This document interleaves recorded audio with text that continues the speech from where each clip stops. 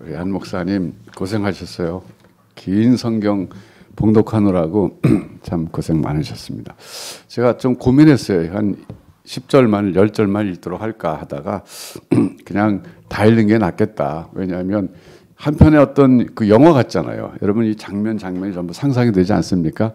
그래서 중간에 끊기보다는 그냥 다 읽고 스토리는 다 어차피 아는 얘기지만 다시 한번 읽고 여기서 어떤 의미가 있는가 이걸 가지고 제가 설교하는 게 낫겠다 싶어서 다 읽어달라고 부탁을 드렸습니다. 여러분 결국은요 아브라함이 자기 며느리를 얻을 때 같은 신앙인을 얻었다는 것이 포인트입니다. 여러분도 이제 언젠가 아이들이 커가지고 며느리를 봐야 되고 또 사위를 봐야 되는데 정말 신앙인을 얻는다는 거 이거 중요한 문제입니다. 지금 아브라함이 나이가 많았잖아요. 지금 이때가요 아브라함이 한 160살 됐을 때예요. 그러니까 이삭이 지금 한 60 됐거든요. 옛날에 오래 살았으니까 약간 늦장가간 거긴 하지만 뭐 그렇게 뭐 나이 든 건 아니었어요. 그러니까 사라가 죽은 게 이삭이 37살 때였습니다. 그런데 지금 23년 후에 장가가는 거예요. 아브라함이 한 160살이고 아마 175살에 그분이 돌아가셨죠. 그러니까 돌아가시기 한 15년 전인데 그때 이제 며느리 봐야 되겠다. 그러면서 그 엘리에셀에게 부탁합니다. 근데 엘리에셀이 누구냐면 그 집에서 나가지고 자라난 정말 아들 같은 종이에요. 그러니까 모든 것을 맡길 수 있는 그런 종이었죠. 심지어는 자식이 없을 때는 자기 상속자로까지 생각했던 그런 사람입니다. 그런데 이 엘리에셀이요 정말 좋은 사람이에요. 변함없이 아브라함을 주인으로 섬겨요. 정말 충성스럽습니다. 그러니까 오늘도 이제 그 중요한 그 명을 받고 떠나잖아요. 그것을 맹세해라. 그러면서 이제 하면서 절대 가난한 여자에게는 장가보내지 하지 말아라. 내가 죽더라도 그건 안 된다. 그러니까 반드시 내 아버지의 집에 가서 며느리감을 찾아와야 된다. 이건 뭐냐면요. 그냥 뭐 피가 같은 종족을 찾자 그게 아니라 신앙이 같은 사람을 찾아야 된다 그런 얘기예요. 지금 이삭은 어떤 사람입니까? 아브라함이 받은 그 약속, 그 축복의 상속자입니다. 하나님이 아브라함이 주신 그 약속을 이어갈 사람인데 만일에 그 이삭의 아내가 가나안 여자 같으면 그 가나안 여자가 갖고 오는 종교가 뭐겠습니까? 여호와 신앙이 아닙니다. 바알과 아세라 신앙입니다. 그러면 끊임없이 두 사람 사이에 갈등이 일어날 뿐만 아니라 하나님이 주시려고 하는 축복을 받을 만한 그릇이 안 되는 거예요. 아브라함은 그걸 누구보다 잘 알았죠. 그래서 보내는 건데 엘리에셀이 그러잖아요. 만일에 여자가 안 따라오겠다면 어떡합니까? 내버려 둬라 이거예요. 절대 그렇다고 그래서 가난한 여자 결혼시키지 말아라. 하나님이 어떤 방법을 통해서라도 반드시 주실 것이다. 이 확신이 아브라함에게 있었어요. 어디서 이런 확신이 나왔을까요? 아들 이삭을 과거에 산에 가서 제물로 드리려고 했을 때 하나님이 마지막 순간에 금하게 하시고 양을 준비하셨잖아요. 준비, 여호와 이레. 그 준비하신 하나님, 양을 준비하신 하나님께서 이삭을 위해서 아내를 준비하시지 않을 리가 있겠느냐 이런 얘기입니다. 자, 말이 되죠. 그래서 이 아브라함이 그런 확신이 생겼던 겁니다. 그러니까 우리가 신앙생활 하다 보면 한번 하나님을 극적으로 만나서 하나님과의 어떤 특별한 경험이 있으면 그 경험이 또 한 계단 더 올라가서 그 다음 단계로 올라가게 만듭니다. 그러니까 신앙의 성숙은 급성장하는 게 아니에요. 계단식으로 올라갑니다. 그래서 우리가 이런 그 영적인 어떤 경험, 인생을 살면서 뭐 신비 체험이 아니에요. 하나님을 체험하는 것. 내 일상생활 속에서 하나님이 나를 타치하시는 걸 내가 체험하는 것. 이게 굉장히 중요한 거예요. 아브라함도 신앙이 점진적으로 성장했지 하루아침에 올라간 사람 아니에요. 그래서 어쨌든 길을 떠나서 뭐 긴 얘기를 짧게 하면 결국 리브가 만나잖아요. 근데 참 리브라고 하는 여인은요. 참 당돌하다 그러면 조금 표현이 안 맞고 지혜롭고 결단력 있는 그런 여성이었어요. 더 생각해 보세요. 어머니하고 저 아버지하고 오빠는 전부 너 열흘만 더 있다라 그러는데 막 그냥 따라 나서잖아요. 이게 무슨 뭐 시집 가는 게 좋아서 가겠어요? 그게 아니라 그 엘리에셀에게서 이야기를 듣고 보니까 이것은 하나님께서 하시는 일이구나. 영적인 캐치가 있었어요. 이 말은 뭐냐면 리브가는 하나님께 민감한 여인이었다는 겁니다. 그 자기 생애 속에서 하나님이 지금 뭔가를 하시려고 하는구나 알았을 때는 주저함이 없이 순종했던 그런 믿음의 여인이었다. 이런 점입니다. 그러니까 이삭의 아내감이죠. 아브라함에게 주신 축복을 받을 만한 그릇이 되는 사람입니다. 그러니까 하나님 축복 받으려면요, 그릇이 돼야 돼요. 여러분, 아무리 우리가 참 물을 누구에게 주고 싶어도 그 사람 그릇이 없으면 어떻게 주겠어요? 마찬가지. 우리가 하나님 앞에 축복 받기를 원한다면 축복 받을 만한 그릇의 사람이 돼야 됩니다. 다시 말하면 믿음과 순종의 사람. 하나님이 역사하시는 것을 민감하게 캐치할 수 있는 영적인 능력이 개발된 사람. 이런 사람이 돼야 돼요. 그래서 이제 보면은 리브가가 이제 결국은 선택에 의해서 오게 되는데, 여기 보면은 그 라반과 그 부두엘가 그 아버지죠. 그러니까 어떻게 되냐면 아브라함의 동생이 나홀인데 나홀의 아들이 부두엘입니다. 부두엘이 라반도 낳고 리브가도 낳은 거예요. 그러니까 이삭에게는 사실은 조카뻘이에요, 리브가가. 사촌이 아니라 조카뻘입니다.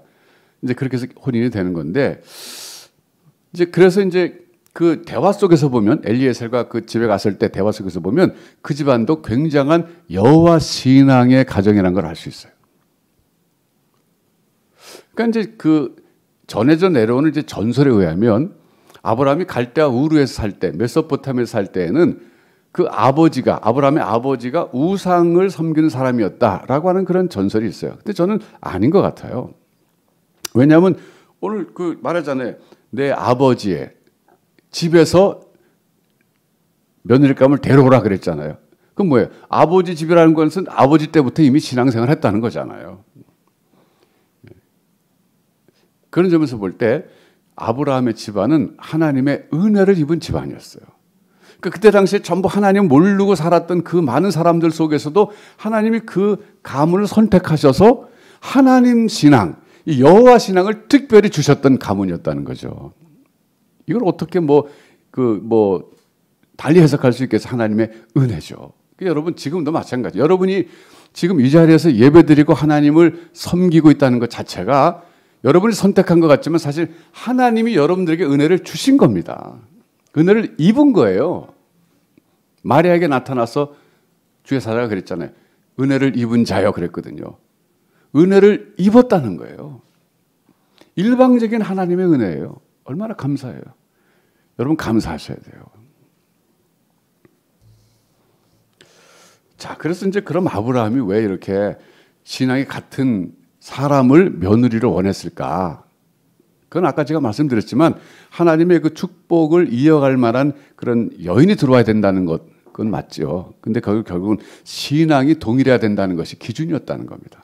자, 여러분 생각해 보세요. 여러분이 앞으로 며느리도 봐야 되고 사위도 봐야 되는데 만일에 신앙이 다른 며느리나 사위가 들어왔다고 한번 가정해 봅시다. 그 가정이 대화가 잘 될까요? 저는 대화가 잘 안 된다고 생각해요. 물론 한국말로 하니까 뭐 대화는 되겠죠. 그렇지만 진정한 대화는 서로 이해하고 공감하는 대화인데 그런 대화가 될까요? 여러분 이제 외국어로 예를 든다면 이런 식이 될 거예요. 저 브라질하고 그리고 그 옆에 있는 나머지 모든 그 남미의 나라들은요, 언어가 달라요. 브라질은 포르투갈어를 씁니다. 그리고 나머지 모든 나라들은 스페인어를 써요. 그러니까 포르투기스와 스페니쉬 쓰는데 이 두 나라 말이 원래 포르투갈과 스페인이 붙어 있잖아요. 두 나라 말이 서로 70%가 같아요. 그래서 서로 통해요. 그러니까 스페니쉬 쓰는 사람은 스페니쉬를 말해도 포르투기스 쓰는 사람은 70% 알아들어서 서로 대화가 되는 거예요. 서로 주거니 받거니. 그만만 해도 대화가 되는 거잖아요. 우리가 여러분 순바를 다니서 알잖아요. 인도네시아 말하고 말레이시아 말이 꼭 그렇습니다. 70% 서로 통해요. 그러니까 그 하박국 선교사님 말레이시아 선교사인데 순바 가면 그래도 대화 잘 하시잖아요. 근데 유럽 쪽 가도 마찬가지예요. 스페니쉬하고 이탈리안하고 뭐 서로 통한답니다. 자기네 말하면. 저는 이렇게 생각해요. 이 정도면은 신앙으로 말하면 캐톨릭과 개신교는 그렇게 대화가 된다고 생각해요. 여러분이 뭐 며느리를 얻든 사위를 얻든 만약 캐톨릭 성당에 다니는 그런 며느리라 그런 또 사유를 얻었다면 우리 자식하고는 한 70%는 대화가 될 거예요. 그래도 그나마 다행이죠. 근데 만일에 불교라든지 전혀 다른 종교의 사람하고 결혼했다면요, 이건 마치 이런 대화할 거예요. 한 사람은 한국어로 말하고 한 사람은 중국어로 말하는, 이 정도 될 겁니다. 이게 대화가 되겠어요? 왜냐하면 신앙은요, 가치 체계를 만들어주기 때문에 그렇습니다. 그리고 사람은요, 인생을 산다는 것은 가치 투자를 하는 것입니다. 내가 가치 있다고 생각하는 곳에 혹은 그 일에 내 시간과 돈을 쓰는 것이 인생이에요. 근데 그 가치를 결정해 주는 게 뭐냐면요, 신앙입니다. 종교입니다. 그러니까 신앙이 다르다고 하는 것은 가치관이 다르다는 거예요. 그럼 둘이서 부부가 살아가면서 맨날 대화할 때마다 가치가 틀리니까 투자와 선택에 있어서 의견이 다른 거예요. 그럼 얼마나 피곤하겠어요. 게다가 그것만이 자손들 낳잖아요. 자녀 손들 태어났는데 내가 갔을 때 할아버지를 갔는데 우리 손자가 나하고 다른 종교를 갖고 있어요. 사이가 다른 종교 믿기 때문에. 그러면 제 입장에서는요, 그 아이랑 대화할 때 참 힘든 거예요. 어린아이지만.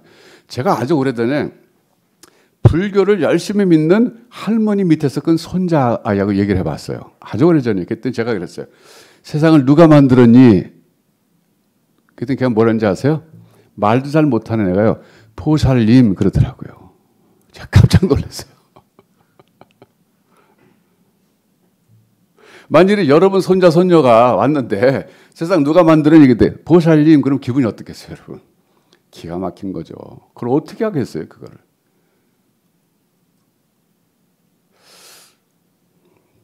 저도 이제 우리 큰딸이 시집가서 쌤을 만나가지고 살잖아요. 근데 신앙이 같으니까 정말 저는 보기 좋더라고요. 또 우리 손자 손녀가 태어나서 걔랑 얘기할 때도 신앙이 같으니까 아이들이랑 같이 뭐 밥 먹을 때도 기도하자 그러면 기도하고, 그 얼마나 그게 아름답습니까? 좋잖아요.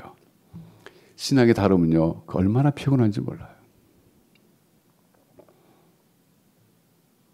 그래서 오늘 여러분들이 정말 생각하시면서 기도해야 될 것은 여러분의 자녀들의 결혼 배우자가 신앙이 좋은 사람이어야 된다는 것을 다시 한번 확인하셔야 되고 다짐하셔야 되고, 그런 사람 달라고 기도하셔야 됩니다.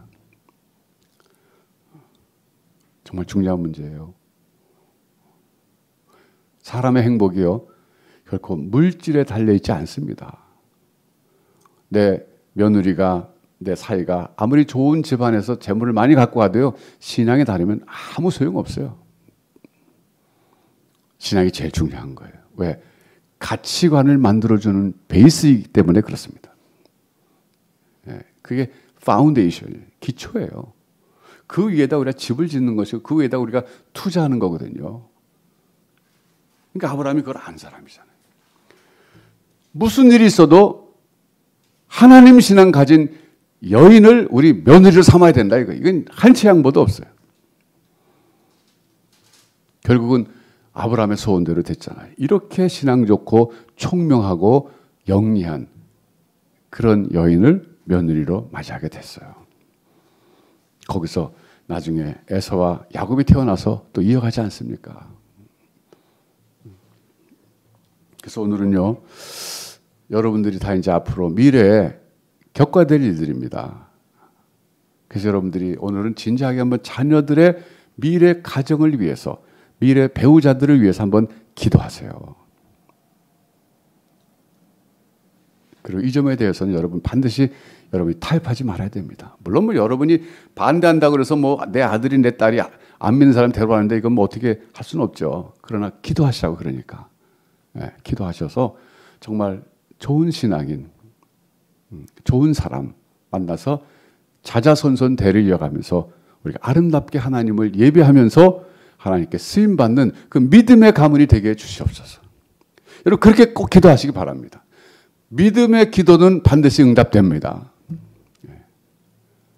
그래서 오늘은 제가 이 이삭과 리브가의 만남을 통해서 앞으로 우리 가정에 들어올 사람들 우리가 기도해야 되지 않겠는가.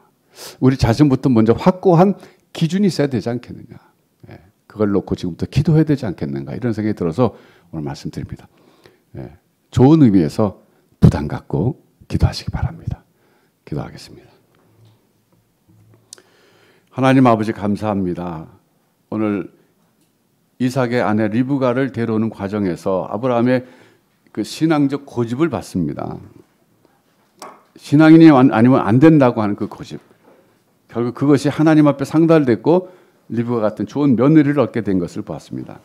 장차 우리들도 우리 자녀들을 다 결혼시켜야 되는데 하나님 아브라함과 같은 분명한 기준과 확신을 갖고 있게 해주시고 또 기도하는 사람들 되게 하셔서 우리의 가정은 대를 이어가면서 하나님 앞에 온전히 예배하며 쓰임받고 그리고 축복받는 그런 믿음의 가문들이 다 되게 하여 주옵소서. 예수님의 이름으로 기도하옵나이다. 아멘.